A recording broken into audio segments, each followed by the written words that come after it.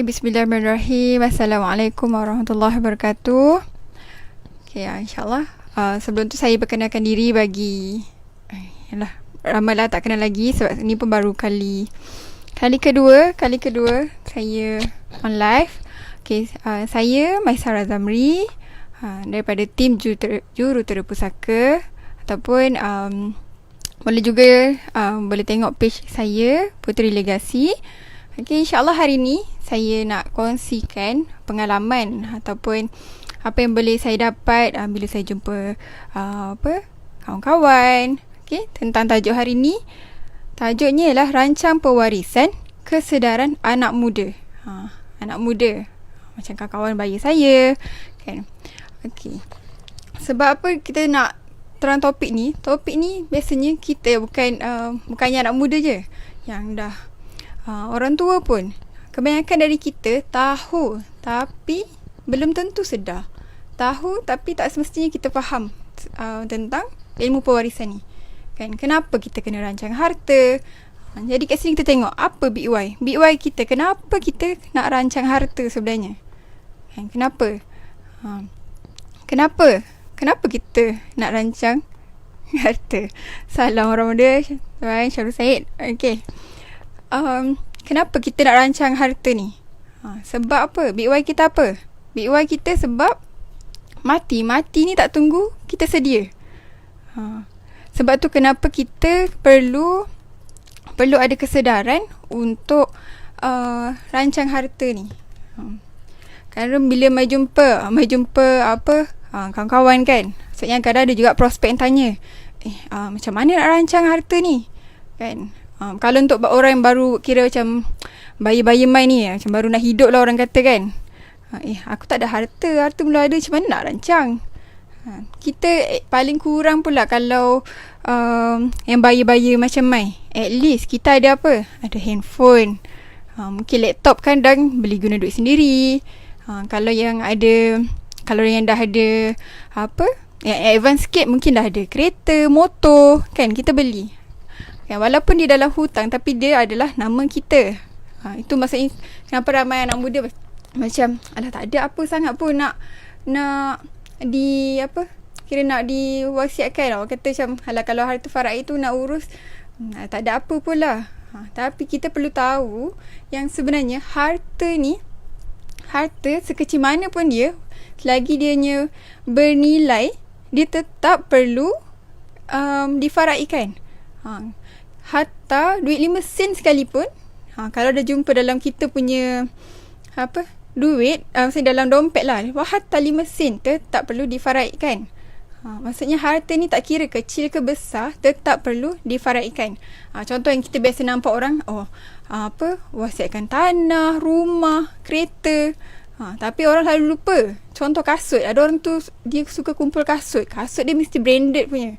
Benda tu kalau jual ada nilai, jadi tetap perlu kita rancang, okey ni untuk siapa. Ataupun kalau contoh orang fotografer, kalau macam kita yang bukan bidangnya, kita rasa benda tu alah kamera, let go je lah. Padahal tak tahu harga kamera tu sebenarnya mungkin dah cecah 5,000 kan. Maksudnya bila kita tak rancang, benda tu akan jadi sia-sia.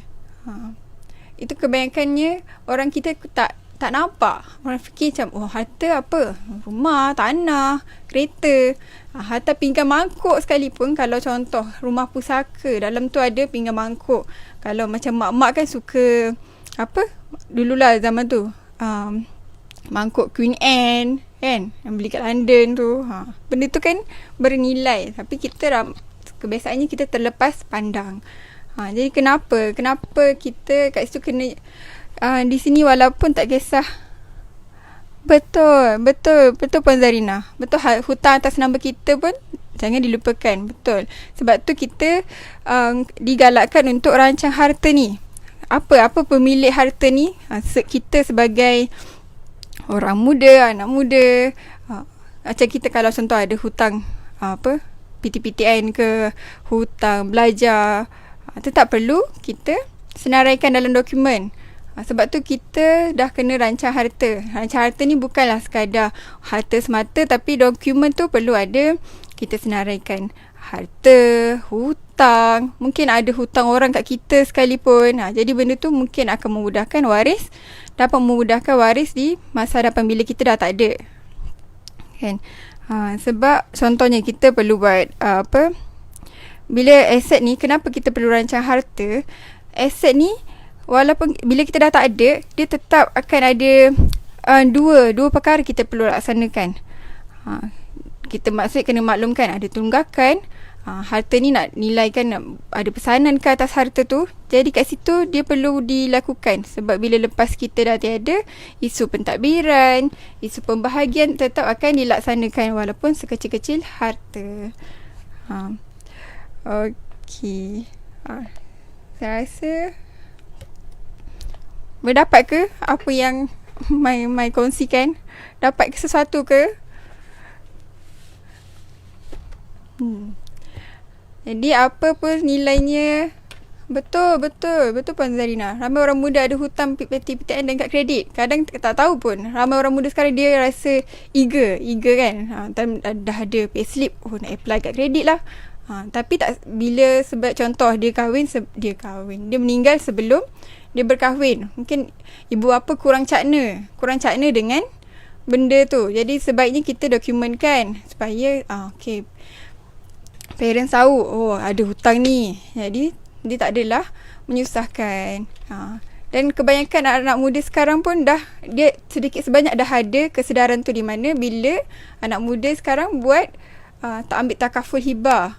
Bila takaful tu nak hibahkan untuk selepas dia mati nanti dah ada hibah. Jadi sedikit sebanyak kesedaran tu dah ada, cuma kita perlu sebarkan lagi.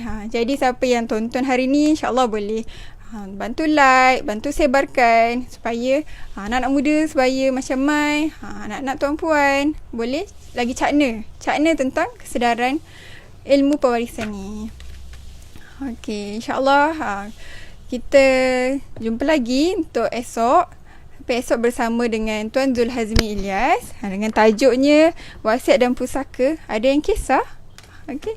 InsyaAllah, terima kasih. Itu sahaja untuk hari ini. Assalamualaikum.